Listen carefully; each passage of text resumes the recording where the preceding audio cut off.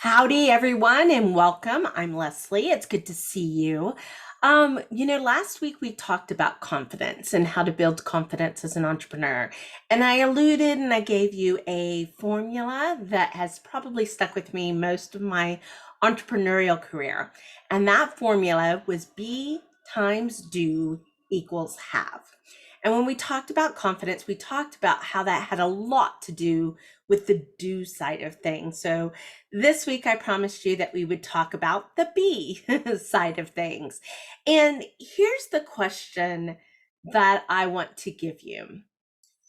Who do you need to become to do what needs to be done to have what it is that you want to have? I know that's a really long question, so let me repeat it again. Who do you need to become so that you can do the things that need to be done so that you can have what it is that you desire? So, B is a really interesting concept.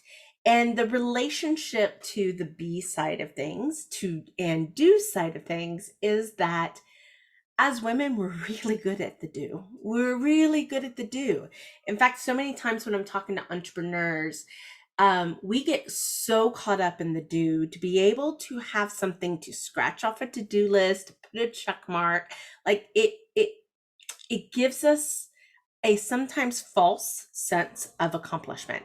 And being so locked into the do side of things really can get you locked into being busy. And the thing about being busy in small business is that it's not always good for business. It's really easy to slip into our comfort zone of habits, and to feel like we're quote unquote accomplishing something because we can check it off the list. But all we're really doing is spending time and energy on things that don't produce results for ourselves, and for our business. And so we get too locked into the do. I'm speaking from firsthand experience here. We get too locked into the do and we forget how to be. Now, when we talk about the B, I'm going to give you kind of three categories here to think about. It is about mindset. I talk a lot about maintaining a positive mindset, probably because I have to work so diligently on maintaining a positive mindset for myself. I know that it's a journey and it's a practice. Our second category is about belief. This is hands down, if you don't have this, and I'm not talking about just hope, but like a deep seated in your gut, in your heart, in your soul belief that you can be successful and that what you're doing is a significant contribution to somebody else, your community, your world, at any level. Without this element, I will tell you, I can't even help. And I can do a lot of great things, but if you don't believe, it's like one of those, it just cancels out everything else. So that's our second category. And then our third category is a little more tactile. It's about knowledge and experience and skills, because that is part of your brain as well. Listen, your mind is a beautiful thing. It is a beautiful, wonderful, complex, scary tool that most of us were never taught to use, never taught to use to our advantage. And so that's really what we want to talk a little bit about today. So first, with mindset, if we go back into our first category, mindset, my note says learn to be. The payoff of working on your mindset is that you will have a general sense of peace and calm more often than not. It's not that you're not going to have bad days. It's not that you're not going to have days where you feel low and unenergized. It's not that at all. That's part of the human experience. It's just that your thermostat is going to be set to a range that when you do have those days, you're going to be able to come back up so much faster. And this is why that's so important. Oh, somebody just said something in the community. So I'm going to mute that. This is why this is so important. is because when you have a peace and a calm about yourself, you have a resolve, right? Number one. Number two, you tend to attract people that's their goal too. And so you tend to attract less drama. Let's put it that way. I am definitely a low drama mama. And it gives you the ability to see things more clearly. When sometimes our emotions cloud our judgment, we can make a misstep. We cannot fully think through all the ramifications, both good and bad, of a decision. So I think when you're able to be peace and calm, you make better choices. You also have a longer a longer view, or a longer lens, if you will, meaning that just because this short day, something that's very close to you, is maybe off, it doesn't mean that next week, next month, next year will be off. And you can see further, if you will, than if you get kind of stuck in the weeds and stuck in the mud of negativity. So mindset is something that we all have to work on. We talk about lots of different tools here in the community, and I know we've had people and continue to have people, and we're going to have some great conversations, some great guest lecturers come in later this year that will talk about the mindset even more, and how you can actually work on it to contribute to your success. I know our second category, that's belief. And then this is the phrase, and I probably heard it from Abraham Hicks, is that a thought repeated over time becomes a belief. A belief repeated over time becomes reality. So I think we see so many different realities and people talking about, well, that's not my reality.